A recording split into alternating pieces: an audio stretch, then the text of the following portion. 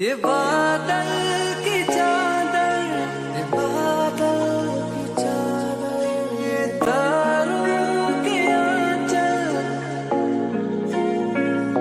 फलक तक चल। લીટા ખેંચવાના બાકી છે જેને ટ્રેક્ટરથી તો કંઈક આ પ્રકારથી તમે જુઓ તો આ ટ્રેક્ટર આવી રીતે કંઈક લીટા ખેંચે છે, એકદમ સીધી પટ્ટી ખેંચે છે જેનાથી આપણા કપાસ એક જ લાઈનમાં આવી જાય અને ટ્રેક્ટરનો ગારો પણ રહી જાય, કારણ કે પછી આપણે બળદ ના હોય ત્યારે ટ્રેક્ટરથી બી અંદર લોટરી વગેરે મરાઈ શકાય, એટલા માટે ટ્રેક્ટરનો ગારો રાખે છે. અને જુઓ તમે ખેતરમાં કેટલા બધા બગલા આવી ગયા છે, વરસાદ પડ્યો ટ્રેક્ટરને લીધે આવી ગયા છે. એટલે પેલા ટ્રેક્ટર ચાલે એટલે એમને અંદરથી વરસાદ પછી ચાન્સ ના આપે. એકવાર આપ્યો છે તો બધું રેડી કરેલું છે, તો રોપી દઈએ અને પછી તો આજનો બ્લોગ આ માટે જ છે. તો કપા રોપીએ, તો ચાલો રોપીએ આપણે. તો ગાઈસ આ રીતનું કંઈક પડે પેકેટ છે કપાસના બિયારણનું.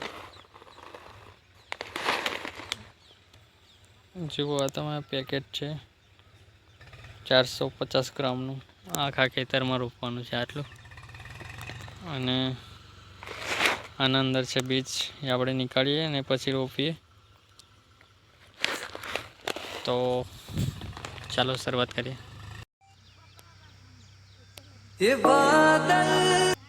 ઘરના કપાસના બીજ છે, આ બીજને એક એક હવે રોપીશું આપણે.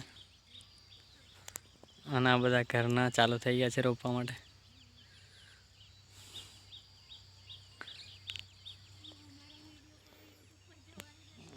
તો ચાલુ કરીએ હવે રોપવાનું આપણે.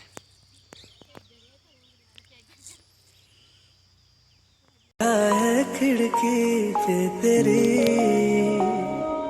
हाय, इस बात पे चांद भी बिगड़ा, कतरा कतरा वो पिघला, भर आया आँखों में मेरी,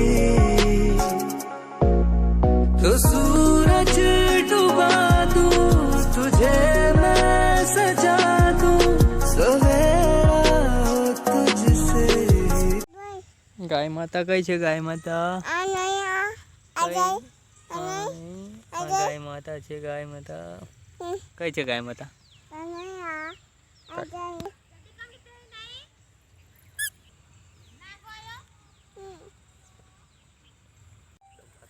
ચાલતો.